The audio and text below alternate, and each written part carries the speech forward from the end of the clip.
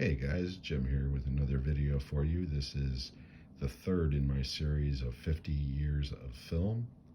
This is 1976. I was originally going to do these 1 week at a time, kind of stretch it out through the whole year, but quite frankly, I'm having too much fun doing these years in film videos, and they seem to be pretty popular on this channel, all things considered. So I'm going to continue doing them at a higher clip. But before we begin, if you like this video or my channel in general, please give me a thumbs up, possible subscribe, and let me know what your favorite movies of 1976 are. Before we begin, as usual, I want to remind everybody that the movies that I'm including certainly are not everything from that year. They are simply the movies that I own on Blu-ray. I own many other movies from this year on DVD, including the three big ones that everybody has in their collection: Rocky, Network, and All the President's Men. I don't have any of those in this list. Those I have on DVD. So let's start. We're just going to go by no particular order. We're just going to go by genre. So we're going to start with a couple of comedies. The first one, part of my Mel Brooks collection, is Silent Movie. I'll zoom in a little bit so you can pause if you like and get a little brief synopsis of what the movie is. It's not my favorite Mel Brooks movie, but it's certainly a very good one, and I enjoy this movie very much. Another comedy, Murder by Death, Neil Simon movie, all-star cast. This would make a great double feature with Knives Out.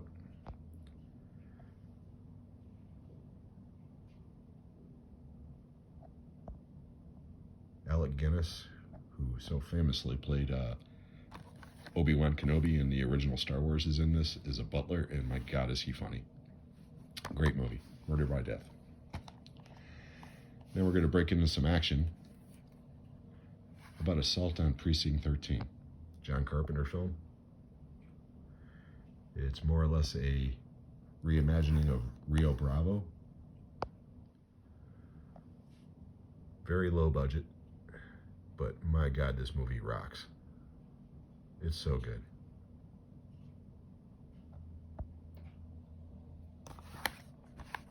So, Assault on Precinct 13. And how about this for action? The Enforcer, the third Dirty Harry film, following Dirty Harry and Magnum Force, of course.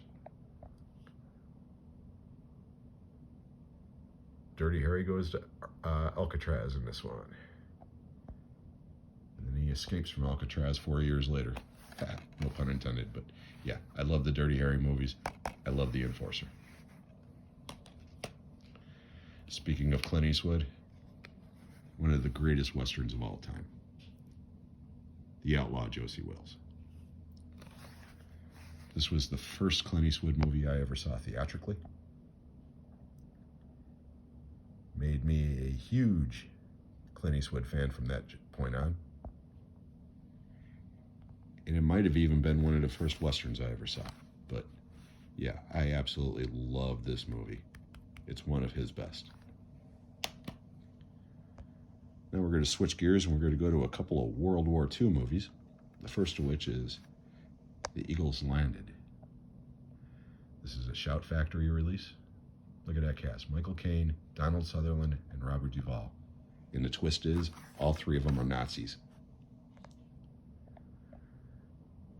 This is based on a Jack Higgins novel. It's basically a plot from the Nazis to infiltrate and kill Churchill. All-star cast. Kind of a strange war movie, but as far as a conspiracy thriller goes, set in the war, it's great. And again, that cast is unbelievable. Speaking of unbelievable casts, Midway. I saw this theatrically in Sensurround. If you don't know what Sensurround is, they basically crank the bass up on the speakers in the theater so your seat would vibrate. And they incorporate a lot of actual footage from the Battle of Midway into this movie. And again, all-star cast: Charlton Heston, Henry Fonda, Glenn Ford, Hal Holbrook, Toshiro Mifune, Robert Mitchum, Cliff Robertson, Robert Wagner. I mean, it's just, it goes on and on and on. Midway's a little bit cheesy, but it's a classic. And I definitely prefer this one over the remake from Olin Emmerich. I don't like that movie. But I love this movie, Logan's Run. Science fiction classic. I just added this to my collection. Well overdue. I saw this theatrically. I had a crush on Farrah Fawcett at the time. She was on Charlie's Angels. Walked out of there in love with Jenny Agutter, and still am. Logan's Run is just one of those movies. I'm shocked that it's never been remade. I'm kind of glad it hasn't been. But yeah, Logan's Run it's a great movie. Here's another one from my childhood that I saw theatrically. The remake of King Kong. This was the screen debut for Jessica Lange. There she is right there. Jeff Bridges, Charles Grodin. It's not the best King Kong movie ever. But again, I saw this theatrically as a 9-year-old. It was a big deal when this movie came out. It was one of the biggest movies of that year.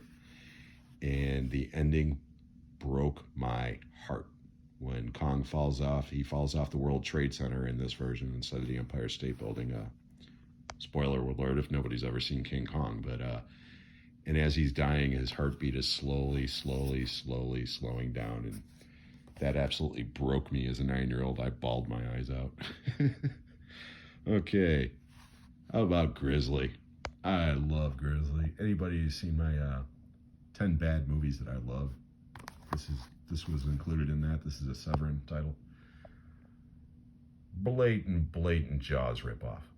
I mean, Jaws ripoffs don't get more blatant than this one. It is just, and it's unabashedly ripping it off. You know, it knows that it's ripping it off, and it loves it anyways. This movie's great. For pure entertainment value, Grizzly's great. Then we got another low-budget movie, Massacre at Central High. This is a very low-budget movie, but it's got a great cast. And I always thought of it kind of like a Revenge of the Nerds horror movie, but my good friend Eddie over at Movie Collector 623 pointed out to me that he always thinks that this movie is more like a inspiration for the movie Heathers, and he's dead on. That is the perfect way to describe this movie. So if you liked Heathers, check out Massacre at Central High. Okay, the rest are horror movies. We have The Town That Dreaded Sundown. Now, on this particular Blu-ray, it says 1977. But according to the IMDb page, Wikipedia, and a few other places, I triple-checked. It says 1976, that this movie was actually released in late December of 1976, and then got a wide release in 77. So we're going to include it in this video. But this is a weird movie. It's half conventional, half documentary style. It's got some weird slapstick in the middle of it, you know, but all in all, it's a solid thriller. These last two, though, are genuinely certified classics. First, we have Carrie, Brian De Palma, Stephen King story. Incredible performances from Sissy Spacek and Piper Laurie. They were both nominated for Oscars for this. John Travolta's in this, Nancy Allen. Great movie.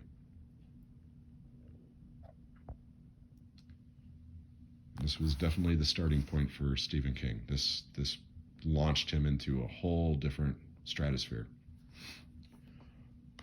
But to me, the biggest movie out of all these is The Omen.